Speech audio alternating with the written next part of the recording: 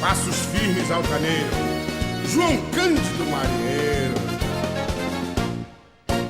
Unidade de mobilização nacional pela anistia. Tem o seu nome gravado em ouro bordado na luta pela democracia. Mãos unidas, peito forte, a vitória é nosso norte. Na defesa do nosso amado chão. Passo firme e altaneiro, João Cândido Marinheiro, patrono do nosso pavilhão. Passo firme e altaneiro, João Cândido Marinheiro, patrono do nosso pavilhão. Unidade de mobilização nacional pela anistia. Tem o seu nome gravado. Companheiro, nome e idade? Dilson da Silva, 77 anos. Nasci 24 de setembro de 1938. Natural de? Do Rio de Janeiro, carioca da Gema. Posto e força? Marinha do Brasil. Eu sou, você vai ficar surpreso agora, eu sou capitão de corveta, com posto de superior de capitão de fragata. Então, nessa realidade, você não é patente, você tem uma patente. Qual atividade exercia antes de ingressar na Marinha? Eu era alfaiate. Porque eu já entrei na Marinha com 23 anos. Eu entrei para o Corpo de Taifeiros, através de concurso, e o Corpo de Taifeiros tinha aquela entrada voluntários, tanto que voluntário é ponto 4, né?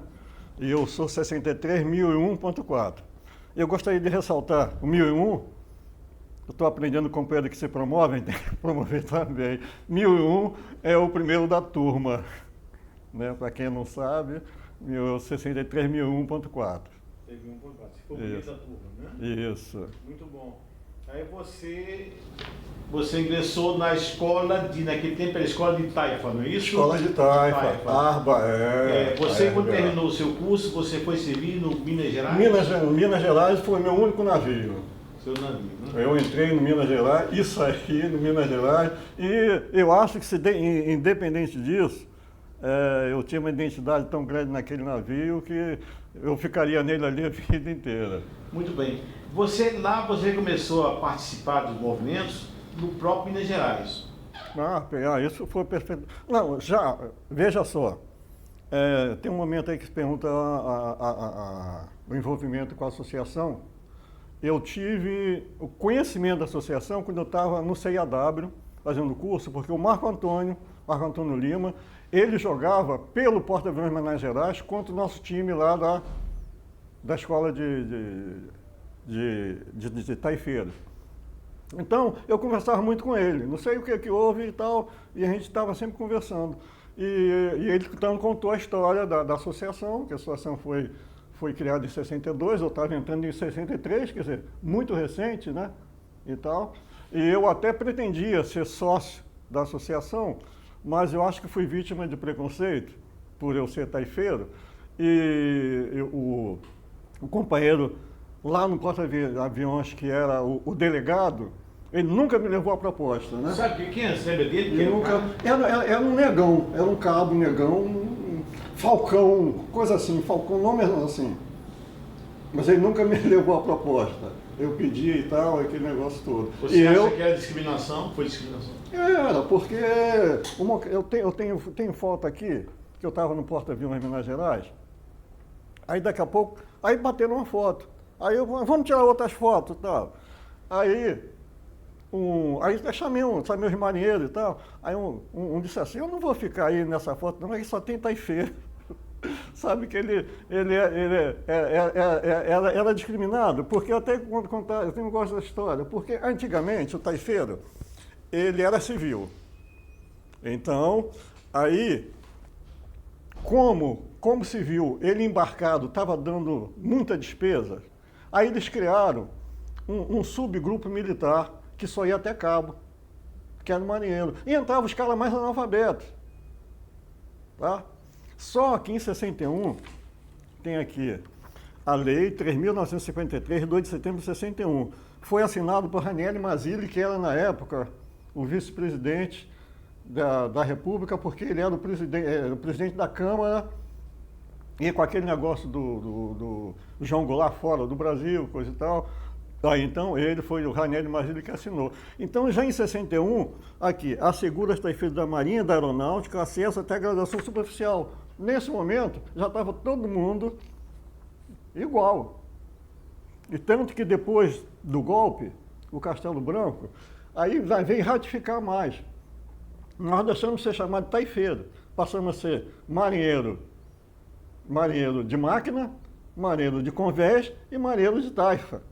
Então a coisa passou. E aí a graduação até suboficial era igual, né? Tanto que o meu paradigma para o oficialato foi um taifeiro, que era da minha turma de seleção de BA, ele foi a corveta, aí eu também fui a corveta. Você ia fazer barbearia, Ia fazer barbearia. Eu passei junto com ele. Como ele foi a corveta, esse foi. E falando sobre corveta, eu até omiti isso, porque uma juíza, depois do meu processo transitado em julgado, uma juíza quis derrubar o proveta, mas não conseguiu. Parabéns. Eu sei que você não sabia disso, porque eu nem entrei mais em detalhe, tá? Porque de fato, quando ela derrubou, que eu fui na doutora Esmeralda, eu não quero entrar com ação mais nenhuma.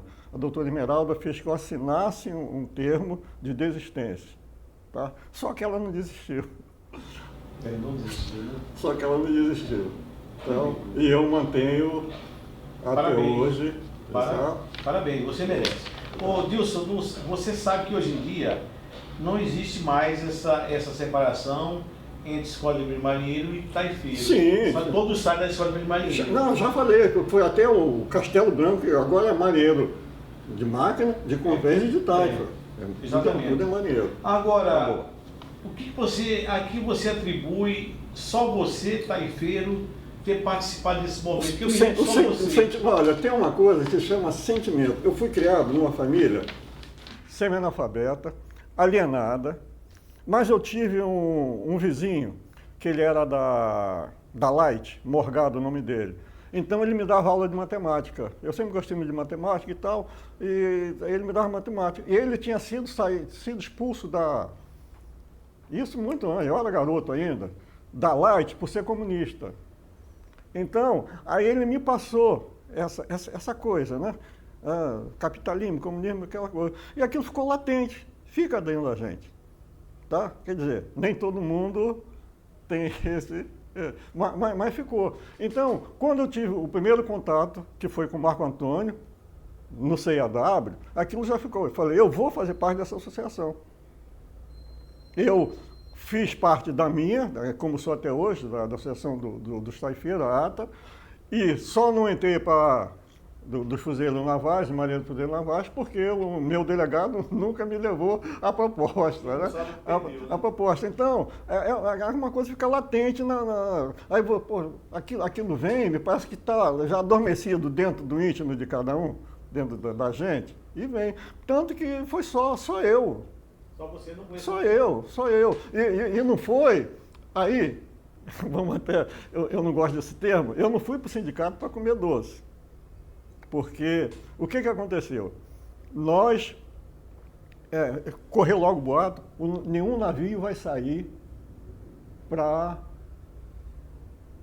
dar força ao golpe. Isso nós fizemos ali, não sei se ia dar certo, mas nós fizemos isso. E, na véspera, todo mundo dormiu no convés de voo. Sabe que é? Então, pegar seu colchonete. Olha, se tivesse, como hoje, um celular, convés de voo do Minas Gerais, todo mundo dormindo ali em cima. Quer dizer, já foi uma coisa, já... No dia seguinte, o comandante Januzzi chama a gente e diz assim, todos aqueles que estão lá no metalúrgico, todo mundo vai para a rua. Aí quando ele saiu, aí nós nos reunimos, olha, se eles vão para a rua, nós vamos ir junto com eles. Então você chegou aí ao sindicato? Não cheguei. Tentou aí o sindicato? Foi naquele grupo, certo. Que quando aí nós saímos um grupo de uns 700 mais ou menos. Sim. Nós saímos. Aí foram impedidos de sair. Quando põe uma bandeira no navio que estava lá, de bobeira no dique, que o porta-aviões estava no dique, tá? Ele não estava atracado, ele estava no dique, ele estava em manutenção, lá no dique. Tinha um corveta, uma corveta lá, aí põe uma bandeira do Brasil e saímos com ela. Só que quando chegamos na saída do Ministério, então tinha um aviso parado aqui, dentro d'água, na frente tinha um caminhão de fuzileiros navais e no Ministério, o pessoal dando tiro. Pá. É lógico que o tiro não foi para matar a gente, senão lá de cima, aquelas 3 fontes de tiro, estava todo mundo morto, né? Então, aí, com isso, o charuto se jogou na água, né? E saiu nadando, e ele foi parar no sindicato. O charuto foi lá no sindicato, né? E nós fomos rechaçados e voltamos. E a Deilda foi atingida uma bala no pé, Zandeiro Ramos. Eu sei. Foi uma coisa. E teve José Gonzaga, não me lembro, José Gonzaga teve até preso comigo. Zé Gonzaga levou um tiro no escroto. É mesmo? Perdeu um... Tá vivo ainda? Foi. Não sei, porque depois que nós tivemos presos... Nilson, após esse movimento, como é que chegaram a você para lhe punir? Sim, eu fui expulso no 30 de setembro de 64, saí. Inclusive, eu estava conversando vou até abrir um parênteses, com o nosso amigo Denilson, e ele contando como é que ele saiu da aeronáutica. Eu disse, pô, Denilson, você que não fez nada, vocês não fizeram nada. Saiu da aeronáutica, ele foi humilhado. Eu disse, olha, a Marinha me fichou de fora, fichou para levar para o DOPS. Tudo isso nós fomos fichados. Mas nós saímos com a identidade civil, a Marinha nos deu essa identidade civil, tá? Não sofremos nenhum constrangimento extra, a não ser o constrangimento de saindo da Marinha, que era ali, eu tinha depositado meu sonho para o meu futuro, porque ali eu já sabia, nessa lei aqui, porque o cidadão que me deu a dica, que estava abrindo concurso para a Marinha, meu bem, que era de Marinha, ele já me falou sobre isso. Já me perguntou, olha, você vai entrar como taifeiro, vai ser a carreira normal de marinheiro, já pode ir suboficial, pode ir oficial. Ele me passou toda essa possibilidade. E o Denilson dizendo que sofreu humilhação, não sei o que e tal. Não, a Marinha me deu. Aí, quando eu fui expulso, em novembro. Quando chegou em janeiro, chegou o oficial de justiça lá em casa, dizendo que eu estava respondendo a um processo, né? Então, era o artigo 130 e 135. 130 era motim, vai de 2 anos, de 6 meses a 2 anos. E o 135, excitação a motim, que iria de 2 a 5 anos. Ele foi te levar à ciência, foi me levar o ofício, dizendo Sim. que eu estava sendo isso já em 1965. Aí, quando foi em setembro de 65, eu fui julgado, estava o Geraldo Alves de Lima, estava comigo, me lembro que a esposa também do Geraldo Alves de Lima estava lá, aí nós fomos absolvidos naquele momento. Os outros companheiros, o Jonas Clemente foi condenado a 2 anos. Todo mundo foi condenado a 2 anos ali. Nós fomos absolvidos. Mas como você não cumpriu pena? Espera aí, deixa eu contar. Só que houve apelação. A apelação. E na apelação foi todo mundo condenado a 5 anos. Aí já foi pelo outro artigo, o artigo mais forte. A 5 anos. Absolveram num e condenaram no outro. Condenaram no outro. Aí pegamos. Aí isso aí que eu fiquei sabendo, né? E isso em 65. Eu comecei a trabalhar em casa, cuidando da minha família, porque eu já tinha filhos, e trabalhando de alfaiate, trabalhando na minha oficina em casa, trabalhava dia e noite dia, acompanhava as coisas alguma coisa pelo rádio, sabe que o rádio naquela época não nos dava grande, porque a rolha, né? A rolha tinha acontecido. Aí, quando chegou o Edmilson daqui hoje, que ele foi para Ilha Grande, né? Porque eu estava preso, mas eu saí antes da turma ir para Ilha Grande. Aí quando ele saiu da Ilha Grande, ele ainda foi lá em casa, e pô, disso tô livre, coisa e tal, aquela coisa toda. Mas aí eu estou fazendo confusão. Aí ele já foi, aí já foi depois dele preso, aí que nós tivemos.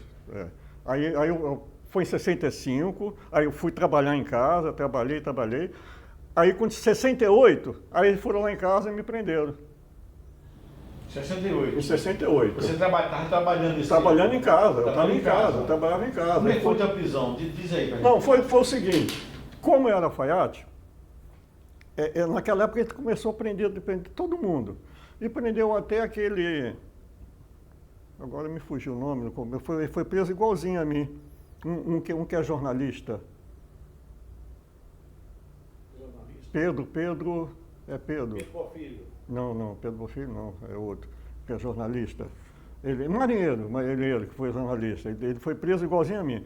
É o seguinte, eu era alfaiate, aí chegaram na casa da minha mãe, aí disse assim, olha, o seu filho comprou umas fazendas e não pagou, então ele está aqui, o nome sujo no SPC, coisa e tal, e tem uns problemas para a gente resolver. Aí minha mãe falou, não, meu filho, não sei. Aí minha mãe levou os caras lá em casa. Aí os caras me chamaram no portão, né? Eles ficaram lá de fora do portão e eu do lado de dentro. Aí disse assim, olha, tem uma fazenda aí que você comprou, que você não pagou, não sei o quê. Eu falei, não comprei fazenda nenhuma. Tem sim. Aí, então, isso aí tem algum engano. Aí eles falaram o seguinte, olha, tem algum telefone aqui que a gente pode telefonar? Que naquela época ninguém tinha celular, aquela coisa e tal. Aí quando eu boto o pé fora do portão, tem que ir naquela rua ali para ir no telefone. Aí um mulato forte já ficou por trás de mim e um branquinho já ficou com a mão no 45. Aí disse assim, você está sendo capturado.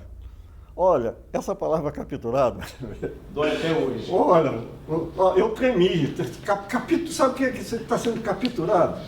Por dizer que está sendo preso, né? Mais suave. Mais suave, né? Aí eles fazem sinal, aí me veio um carro preto. Era sempre aquele carro, né? Pedro Viega. Foi preso igual, o Viega.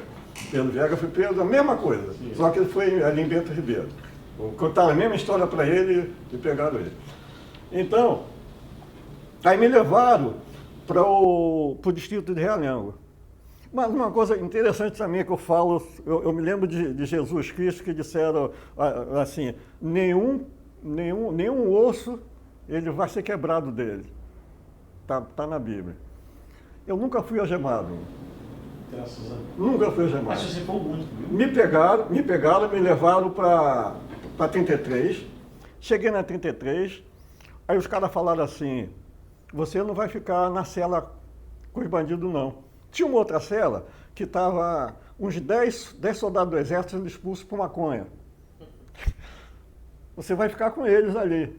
Aí eu fiquei lá. Mas isso aqui, umas 2 ou 3 horas. Daqui a pouco chegou a escolta do fuzileiro Navaz, né? Aí me botou dentro do camburão, eu sozinho, sem algema, sem nada. Aí fomos pro Ministério antigo Ministério da Marinha, me deram janta.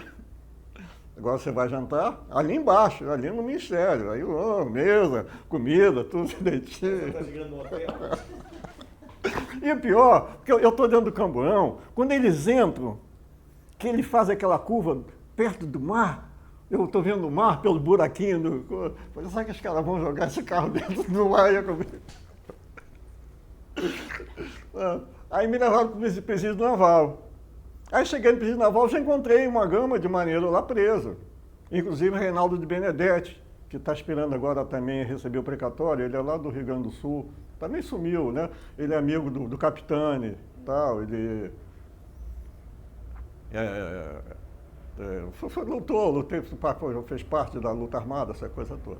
Então, aí cheguei lá, fui para o naval, já encontrei já uma porção de companheiros lá de marinheiro e tal, e ficamos lá dormindo em rede, que eu nunca tinha dormido em rede, que em porta-aviões não tinha rede para dormir. Porta-aviões era beliche com colchão. Beliche verde. E com colchão mesmo, tá? E a comida, você sabe, a comida do porta-aviões, você viu lá, é uma das melhores, né? Então, eu nunca tinha dormido em rede, você dormia em rede na cadeia, lá no presídio naval. No dia seguinte, isso foi um sábado, domingo chegou na segunda-feira, aí o naval chegou, me chamou e falou, olha, você está condenado a 5 anos.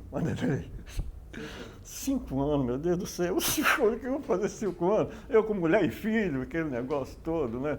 E tal. Aí começou a tremer, sabe? Deitei lá na rede, mas tremia mais que... Aí depois a coisa vai se acomodando e tal. Aí chegou o Charuto, chegou Edmilson e tal. A galera foi chegando. Foi chegando, já tinha lá, mas foi chegando. Aí o Charuto ele saiu primeiro para a penitenciária, porque quando ele foi preso em Madureira, ele foi preso ali, tinha um INSS ali em frente a essa zona de Madureira, ele foi preso no INSS. E ele, para fugir dos caras, ele ia pular lá de cima. Aí os caras seguraram ele chegou todo arranhado e coisa e tal. Aí devido a esse problema, aí mandaram ele logo para a penitenciária, né? Tanto que quando eu cheguei na penitenciária, eu fui morar com ele. Morar, que é o termo que se usa. Porque quando chega na penitenciária, você fica 10 dias de...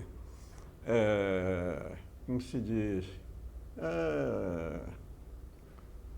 Agora que você... Prova de silêncio. 10 dias, que é para ele saber se você tem inimigo ali, aquela coisa toda, aquele negócio. Então ficamos juntos, eu e ele. E ficamos esse cubículo, logo que a gente chega, sujo, imundo, o vaso cheio de... porque a água era pouca, ele tinha uma lata de 5 quilos, né, 5 litros, que a gente conseguia encher aquela água. Durante o dia, aquela bica caindo e tal, enchia. De noite, a gente tomava banho, eu e ele, numa lata de 5 litros, que o que sobrar, a gente para jogar no vaso.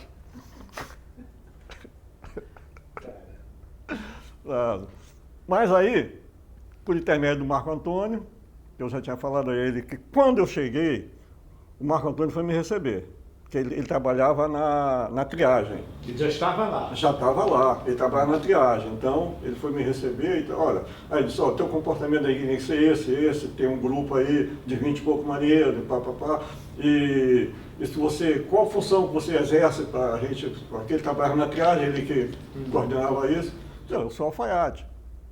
Aí, com poucos dias, os caras chegou lá, você quer trabalhar na alfaiataria? Quero. Aí passou a prova de silêncio, fui logo para a alfaiataria.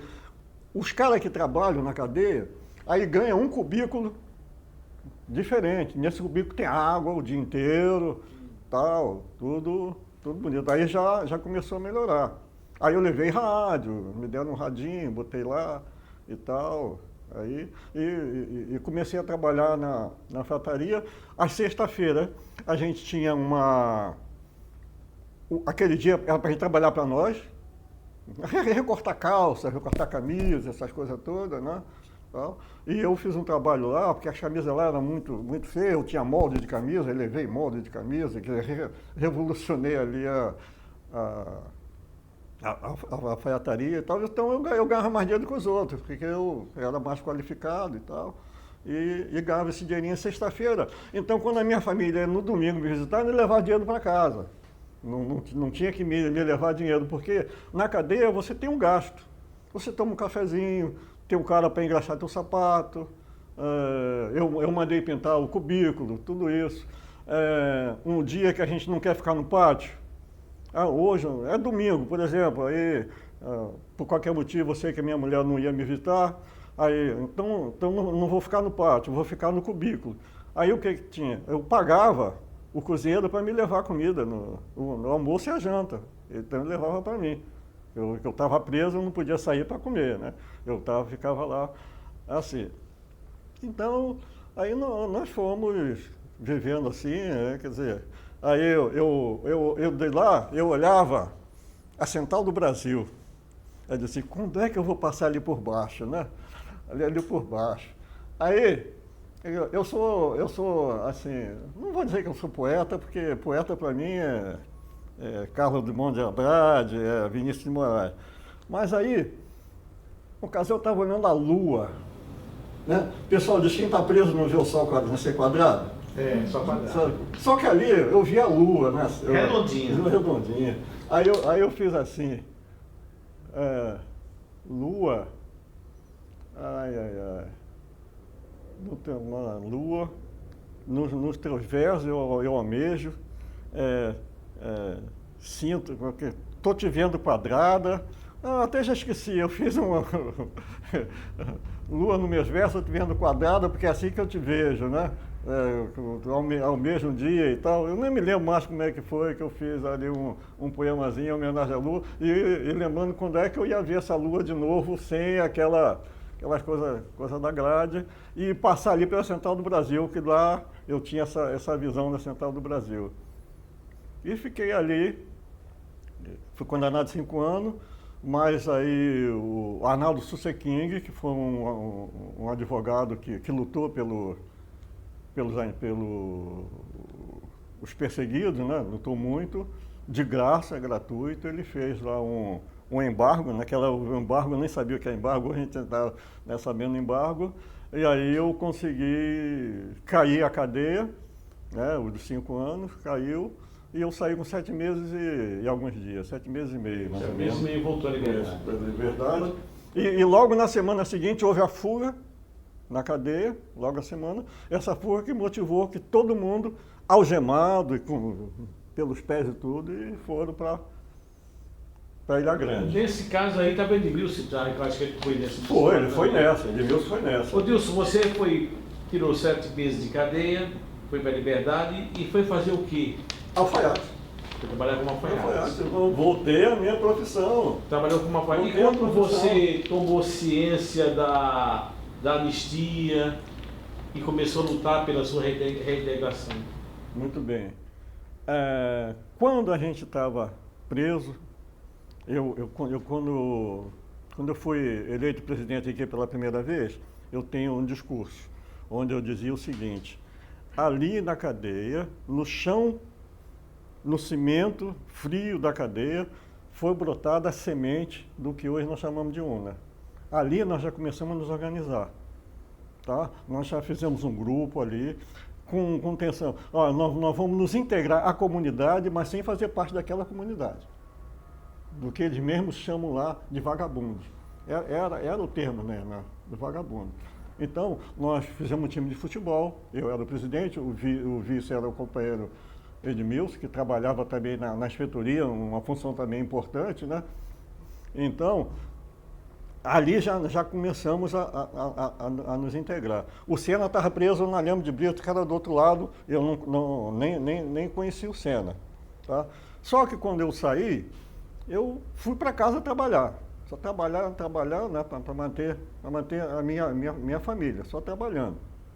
Ouvia falar, comecei pelos jornais, vendo que ia sair em 79, como saiu a primeira lei de anistia, e eu acompanhando. E fiquei sabendo pelo noticiário que já tinha marinheiro fazendo lá em Brasília, inclusive greve de fome.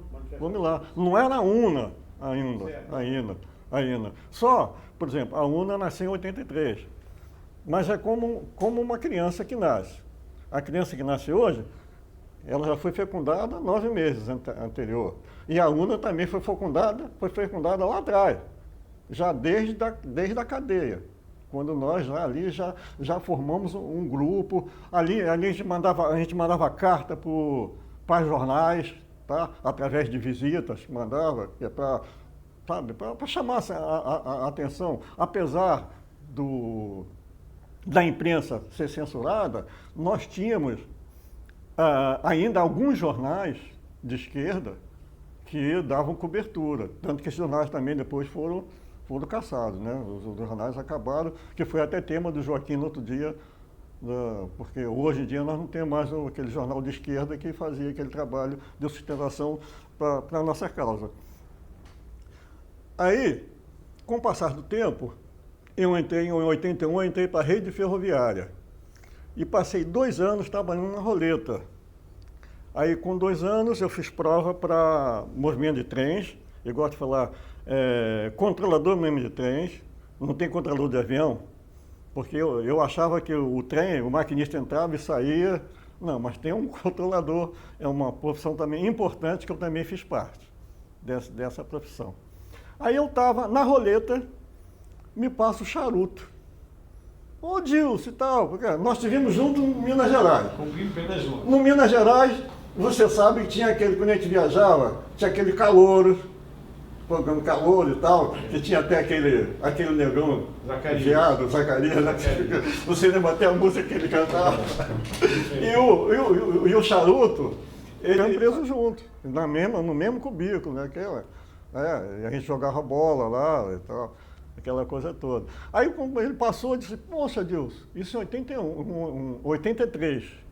Não, 81, 83. Não, 81, foram 2 anos, 83, foram 2 anos que eu passei. Eu entrei em 81 e em 83 eu já tinha passado para o meio de trem, mas ainda estava na roleta. Aí em 84, foi que o charuto passa e fala para mim, olha, nós temos uma associação que está lutando. Aí me deu o endereço. Aí mandou que eu ligasse para o Shoa. Eu liguei para o Shoa, aí o Shoa falou, a reunião vai ser dia tal, lá na Igreja Santa Bárbara. Aí eu fui para lá.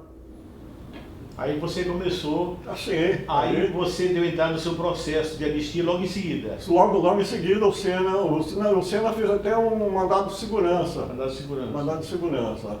Porque eu me lembro de você lá do centro, que ele se encontrava sempre lá. Não, no mandado de segurança você via. Estava o Lemos, Gildo Albuquerque, Adiel Cabral, o nosso amigo Israel. Eram 12. Mais alguns. Esses estão aí com a gente até hoje. Eram 12 elementos, né? E foi rolando, uns 10 anos e ganhamos pelo seguinte, porque naquele processo ficou reconhecido que o nosso movimento de 15-0, não era o Superior Tribunal não, na época era Tribunal Especial de Recursos, que depois se transformou em Superior Tribunal de Justiça. Era Tribunal de Recursos 15-0, nós recebemos o seguinte despacho. O caso deles é político, porque foi considerado político, todo aquele envolvimento lá no metalúrgico. Então, essa coisa dali, dizendo que o nosso problema era político, veio nos ajudar para o futuro processo e de outros companheiros também. Apesar que nessa época o Senna já tinha feito a anistia de 138 companheiros. Tá, eu vou perguntar aqui, eu mesmo já sei disso, mas você está depondo, está gravando, é bom que você fale. Qual a sua participação na UNA? Ora, no princípio foi tímida e tal, eu vim aqui, frequentei ali Álvaro Alvim, aquela coisa toda. Aí depois de um determinado momento, exatamente, aí eu vim de uma maneira mais assídua. Aí de repente, na gestão do Ivanildo, aí quando eu fui ver a chapa, estava lá, Conselho Fiscal Dilson da Silva, assim, quer dizer, dentro do meu jeito tímido e tudo, mas alguém viu que me parece até que foi você que me indicou lá para o Conselho Fiscal. E daí eu não saí mais. Do Conselho Fiscal, aí veio presidência da UNA durante dois mandatos e estou aí até hoje. E aquele sentimento da UNA, o que eu consegui em termos, vamos dizer, de não só a anistia, que é esse direito democrático, né, que todo nós, a justiça, mas eu tenho uma renda que eu estou acima da média e foi a UNA que botou isso no meu bolso. E muito mais do que botou no meu bolso, foi que a UNA botou dentro de mim como verdade, como sentimento, como luta, com vergonha na cara. Eu sempre digo para todo mundo, na UNA não tem corrupção. O que se gasta é o que se gasta. Não tem ninguém que está se enriquecendo, que está buscando. Não. Então, esse sentimento da UNA sabe, é uma coisa... não dá para falar, sabe? Quer dizer, esse é um sentimento que vai estar comigo o tempo todo, e quando eu tiver vida, eu vou estar dando aqui o meu... Eu não faço mais do que a minha obrigação em fazer com que essa entidade continue nessa trilha, quer dizer, de honestidade, de trabalho, pela justiça, tanto que já chegou companheiros aqui, eu saí e não sei o quê. A gente pega o caso dele, me diz aí, como é que foi? Me traz sua caderneta. Meu amigo, você não tem direito. Poderia dizer, não, entra, paga aí, tanto por mês. É porque a nossa entidade não é caça-níquel. Não é caça-níquel. Aqui, se tiver direito, a gente caminha para o advogado. Associa e caminha para o advogado. Se não tiver direito, a gente dispensa. Aqui já veio gente da minha turma de escola que anistia de que você não tem direito, não adianta, porque não vai entender. Ô Dilson, eu sempre vi muitas qualidades em você, e além de lhe indicar para o Conselho Fiscal, eu lhe indiquei também para ser vice na chapa do Porfírio daquela vez, e lhe indiquei... você está lembrando uma coisa muito interessante. E lhe indiquei também como presidente. Eu tinha esquecido desse papel da chapa do vice. E você, mais uma vez ali, você mostrou coerência, porque você era um dos poucos daquele grupo ali que pagava a entidade. A maior parte não pagava. Eu cheguei para Porfírio e falei, Porfírio, se você para ganhar essa eleição, você tem que mandar os seus eleitores pagar a entidade, porque não vão ser anistiados. Muito bem. Aí quando eles viram que foram vencidos, que eles não tinham que pagar para concorrer, todos se levantaram, menos você. Você ficou conosco. Fiquei. Apesar de você ser vice, você viu que a coerência estava do nosso lado. Mais uma vez você demonstrou o seu caráter. E digo uma coisa, eu cheguei aqui em reunião, a reunião era naquela sala, falei, Porfírio, você tira o Baldino, tira o Índio, tira o Barbosa, porque eles não pagam. Depois, eles vêm de qualquer maneira, a gente dá um jeito. O Porfírio ganhava. Ganhava? Com certeza. Ele ia ganhar, mas ganhava mesmo. Ganhava. Porque ele tinha tempo para entidade, ele tinha tempo para entidade. Não, ele tinha tempo. Ele era muito... Tem o pessoal falando dele, mas ele é um cara envolvente. Não, ele é um articulador. Tá entendendo? Ele ganharia mesmo. Ganharia. Só que aí quando viu que não deram, eu falei assim, vocês querem anistia? Nós estamos trabalhando para anistia, mas quer anistia do cara que não paga? Eu disse o seguinte, em reunião, se eu sou diretor, presidente, eu não vou dar arma ao meu inimigo. Como é que eu vou anistiar um cara que não paga para ele poder concorrer contra mim? Claro, eu não ia fazer isso. Tanto quando eles saíram de lá, da reunião, levantaram, eu fiquei. Eles ficaram lá me olhando assim, não, eu já tomei a minha decisão. Não tomei na hora ali não. Eu já fui para lá sabendo que eu não ia sair com eles. Exato. Eu não ia embora. Você agiu com coerência. Naquela época, eu era presidente do Conselho Fiscal e cabia ao presidente do Conselho Fiscal ele tomar essa atitude de verificar se está anistia ou não. Mas como o presidente chegou para a gente e falou, nós não vamos anistiar, anistia é uma coisa que você dá ou não dá. Você não é obrigado a dar anistia. Então eu chamei o Porfírio e falei, Porfírio, você paga que você vai ser eleito, porque ele, assim, ser articulador, ele tinha mais tempo do que o outro candidato. Mas eles não sei o que houve com ele e que tomou aquela atitude totalmente errada. Dilson, o que você acha dessa atitude aqui do seu presidente de gerar isso aqui, esses depoimentos, para formatar a memória da UNA? Sim, claro. Eu até já falei para você que nós, na minha gestão, nós já fizemos uma coisa parecida. Nós temos aí um vídeo com alguns depoimentos, né? Coutinho, Conserva e tal, né? E só que nesse nível, né? Nesse nível está um pouquinho mais além, né? E porque a UNA, ela está funcionando assim. Você pode ver que a UNA tem um espírito. Ela tem um espírito, independente de quem está dirigindo, a UNA, a entidade, essa coisa que a gente não vê, mas ela existe, ela tem um espírito. E houve uma época aqui que a gente tinha que dar dinheiro para pagar o telefone. Peguei esse tempo. Era vaquinha para tudo, vai ser uma fazenda, era vaquinha para tudo. Eu cansei de emprestar paletó e gravata, que eu não podia ir para Brasília, e dar R$50 para o Renato, que teve preso comigo, para ele ir para Brasília, que ele tinha tempo. Então eu emprestava o paletó para ele, que é para ele ir para Brasília, paletó, gravata e tal, aí a calça ele botava qualquer uma e tal, e ia para Brasília e eu ainda dava R$50 para ele. R$50, não me lembro o dinheiro da época, né? Ele levava. Hoje a UNA não precisa mais disso, quer dizer, é uma evolução. Esse espírito dela, que está andando sempre para frente, para cima, e vem, e não é à toa que veio você também, nesse momento, para dirigir essa fase e fazer isso. E na minha fase, por exemplo, essa obra aqui, fomos na nossa gestão. E nós enfrentamos oposição para isso. Nós enfrentamos. Ele estava do seu lado. Pois é, estava do meu lado. Enfrentamos e fizemos isso aqui. Aí você veio, repintou a casa, fez esses quadros, essas coisas. Quer dizer, é esse crescendo, esse espírito que a luta tem e que você está absorvendo muito bem aí. Tá. O que eu noto aqui na UNA, a presidência que se sucede sempre melhora alguma coisa.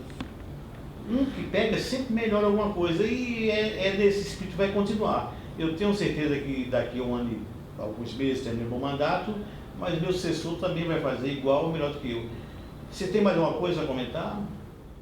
Vanderlei, parabéns para você pela medida, né, de fazer esse depoimento, mas que não para aqui. Eu tenho escrito ali no meu caderno, porque o meu precatório não foi de corveta, devido àquele problema que aconteceu, o meu precatório foi de suboficial. Então eu recebi a menos do que eu pensava que ia receber. Então eu tinha escrito ali, quando sair meu precatório de corveta, eu vou mandar fazer um livro para a UNA. Só que aí eu não tenho essa... Eu já tinha até falado com o Anderson, aquele que fez um trabalho sobre a UNA, que ele está agora em Aracaju, mas eu tinha falado com ele nos ajudar nisso. Ele fez também o livro do comandante naval, que ficou Aragão, que ele fez, né? Eu tinha falado com ele sobre isso. E interessante, tinha um companheiro que a gente até não se dava bem não, né? Mas de repente nós nos aproximamos, foi até agora em Aracaju, o João Campos. Aí eu abro o meu Face, está lá João Campos. Amigo Dilson, me ajuda na confecção de um livro da UNA, pedindo ajuda, coisa que eu já tinha no meu entender. Então eu gostaria que esse fosse assim uma semente para se fazer o livro da UNA, contando a história da UNA. É lógico que que nós temos conhecido aí, que o Paulo Cunha, que é doutor em História, para poder pegar esse depoimento, para pegar a vida de cada um, né, e transformar isso num livro. Eu quero dizer que isso aí já está dentro da programação. Primeiro que tudo foi esse quadro aqui, onde eu resgatei todas as fotos aqui que estavam dentro de álbuns, dentro de armários aí, sem nenhuma utilidade. Então, fiz isso aqui, mandei confeccionar esses quadros, as fotos estão aqui. O segundo passo foi esses depoimentos aqui, essas entrevistas. E o terceiro passo é o livro. O livro já está dentro da programação, tá? quando terminar essas como é que se diz, entrevistas, a gente já está mais ou menos com material para fazer o livro. Eu queria ouvir essa entrevista aqui para a gente fazer o livro. O livro já está na minha cabeça para a gente fazer esse livro. O livro vai sair. Eu estou pensando em contratar essa equipe para levar para Aracaju, para fazer a filmagem, Ótimo. fazer os DVDs, e nós vamos tomar os depoimentos de todos que foram presos. Valentim, José Dedo Ramos, e aqueles que têm alguma história para contar. Porque às vezes o cara não foi preso, mas ele tem uma história para contar. E o José Dedo Ramos é um cara que tem, porque ele se transformou professor de faculdade. Professor de né? faculdade. Quer dizer, aquele maneirinho que foi expulso da Marinha, que foi preso, e hoje ele é faculdade. Então eu quero dizer para você que na próxima Assembleia eu já vou dizer lá que o livro vai sair depois desses depoimentos. Nós vamos começar a fazer o livro, vou falar com o Paulo Cunha, vou falar com o Conservas e vou falar com o Samuel, que são escritores, dois escritores. Escritora de poema, a gente precisa mesmo de um professor de história. Então de história. Paulo Cunha. O Paulo Cunha, o outro, mesmo que ele não possa fazer, ele indica um outro, porque eles têm a técnica. Certo. Agora, puxando a brasa da minha sardinha, você já falou, né, que eu gostaria de ver o meu hino, que eu compus. Passos firmes altaneiro, João Cândido Marinheiro.